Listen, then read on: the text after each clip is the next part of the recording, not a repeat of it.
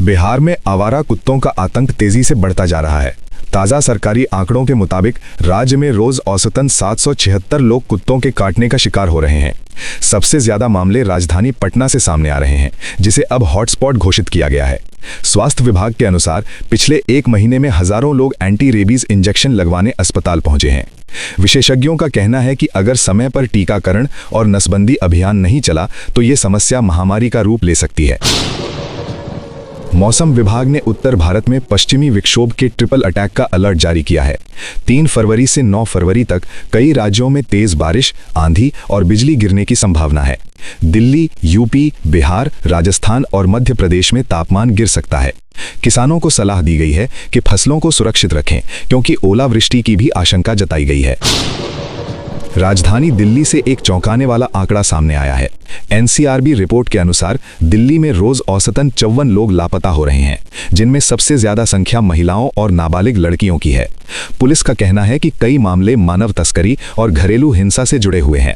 सामाजिक संगठनों ने सरकार से विशेष टास्क फोर्स बनाने की मांग की है। सिंधु जल संधि को लेकर पाकिस्तान अंतर्राष्ट्रीय अदालत पहुंच गया है। पाक ने आरोप लगाया है कि भारत सिंधु नदी का पानी रोक रहा है।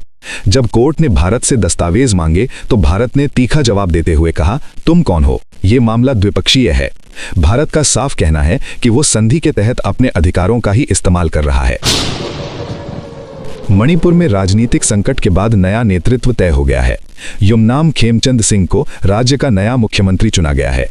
वहीं गोविंद को गृह मंत्री बनाया गया है। दोनों नेता कल राजभवन में शपथ ग्रहण करेंगे। सरकार ने राज्य में शांति बहाली को प्राथमिकता बताया है। बलूचिस्तान में बीएलए के आतंकी हमले के बाद चीन बुरी तरह घबरा गया है।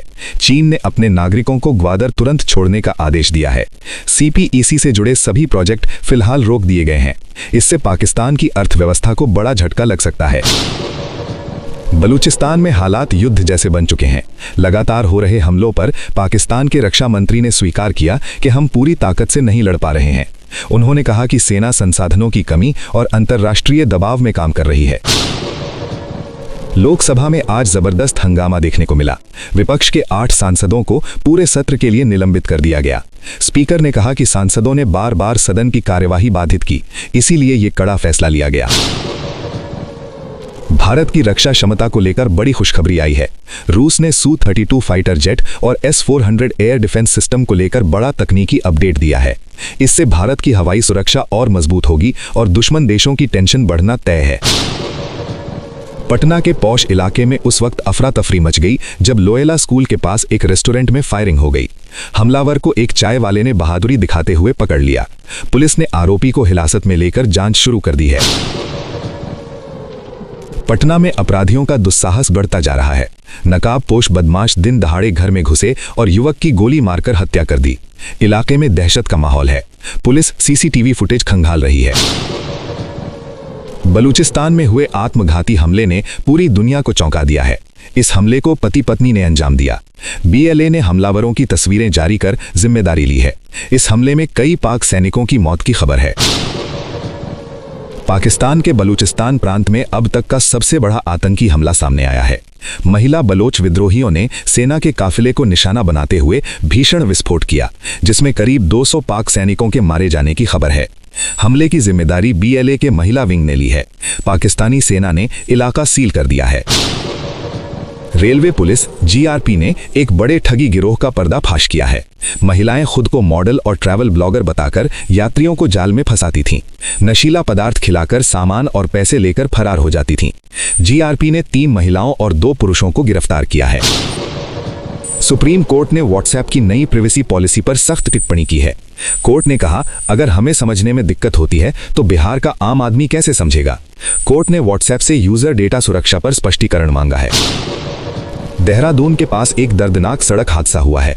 हिमाचल रोडवेज की बस गहरी खाई में गिर गई। इस हादसे में चालक समेत 4 लोगों की मौत हो गई।